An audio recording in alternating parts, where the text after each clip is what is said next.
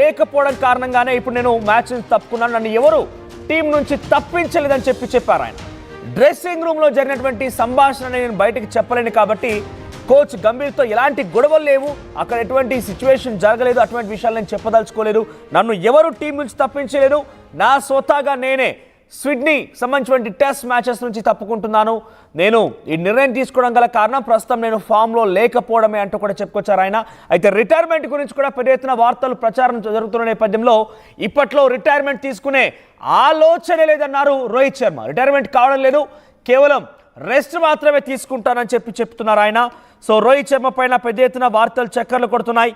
ఈ మ్యాచెస్లో ఆయన దూరంగా ఉండడం పైన ఆయన రిటైర్మెంట్ తీసుకున్నారా లేదంటే ఆయన టీం నుంచి పక్కకు తప్పించేశారనే ఒక చర్చ అయితే ప్రారంభమైంది. ముఖ్యంగా కోచ్ గంభీర్కి రోహిత్ శర్మకు మధ్య గొడవలు తలెత్తాయి. రోహిత్ శర్మ పర్ఫార్మెన్స్ బాలేని కారణంగానే గంభీర్ ఆయన పైన విరుచుకుపడ్డారు.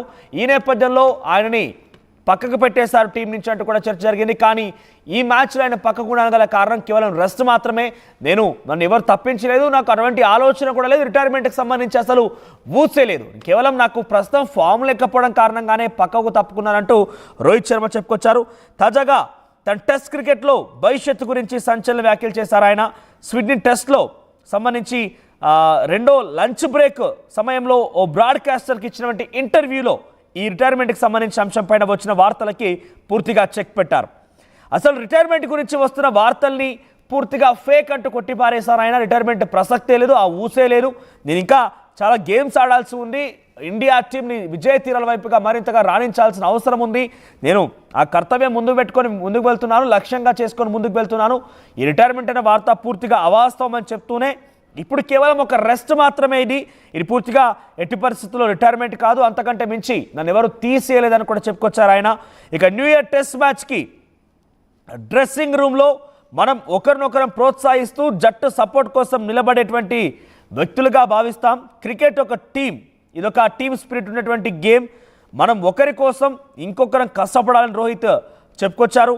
రోహిత్ శర్మకు సంబంధించినటువంటి అంశం మనం బిగ్గెస్ట్ బ్రేకింగ్ న్యూస్గా చూస్తున్నాం. రోహిత్ శర్మ రిటైర్మెంట్ అంతా కూడా అవాస్తవం అంటూ ఆయన కొట్టిపారేయడమే కాకుండా దీంట్లో ఈ మ్యాచ్లో ఆయన ఆడకపోవడం గల కారణం తను ఫామ్లో లేకపోవడం అని చెప్పుకొచ్చారు. కానీ చాలామంది కూడా గంభీర్కి ఆయనకు మధ్య పెద్ద ఎత్తున ఒక గొడవ జరిగింది, గొడవ కారణంగానే ఆయన మ్యాచ్కి దూరంగా ఉంటున్నారంటూ చాలామంది చెప్పుకొస్తున్నారు. చాలామంది ఇదే క్వశ్చన్స్ కూడా రేస్ చేస్తున్నారు, చాలామంది ఇదే వార్తలు కూడా ప్రచారంలో ఉన్నాయి. కానీ అటువంటిది ఏమి జరగలేదు.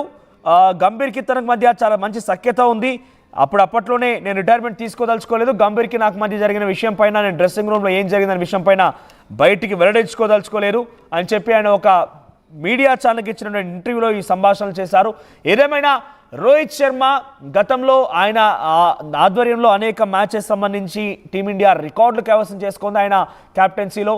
ఆ రికార్డులన్నిటి కూడా ప్రస్తుతం కొంత డౌన్ఫాల్ అంటే కనబడుతోంది. ఆయన క్యాప్టెన్సీలో ఆయన యొక్క ఇండివిజువల్ పర్ఫార్మెన్స్ కూడా చాలా పెద్ద ఎత్తున కొంత ఇబ్బంది గురి చేసింది, ఇండియన్ క్రికెట్ ఫ్యాన్స్ అందరికి కూడా నిరాశపరిచింది.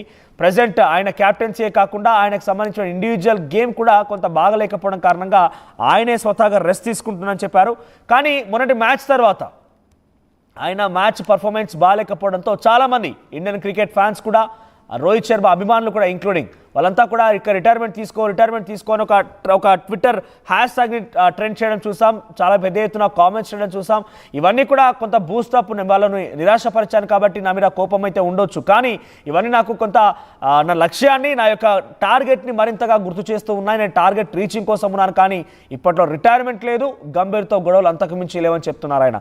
ఇక స్విడ్నీ మ్యాచ్ టెస్ట్ మ్యాచ్కి ఆయన దూరంగా ఉంటున్నారు కాబట్టి ఈ మ్యాచ్లో ఇండియా పర్ఫార్మెన్స్ ఎలా ఉండే అవకాశం ఉంది, మీరు ఇప్పటికే కొన్ని ఆట తీరు చూసారు, ఆస్ట్రేలియాతో టెస్ట్ మ్యాచ్ చూసారు, ఇప్పుడు స్విడ్నీతో టెస్ట్ మ్యాచ్ జరుగుతోంది కాబట్టి ఈ ఆట ప్రదర్శన పైన మీరేమనుకుంటున్నారు, ఎలా ఉండబోతోంది అని మీరు ఎక్స్పెక్ట్ చేస్తున్నారు, మీ అభిప్రాయాన్ని కామెంట్ చేయండి. At the same time Rohit Sharma decision పైన కూడా మీ యొక్క అభిప్రాయాన్ని కామెంట్ రూపంలో తెలియజేసే ప్రయత్నం చేయండి.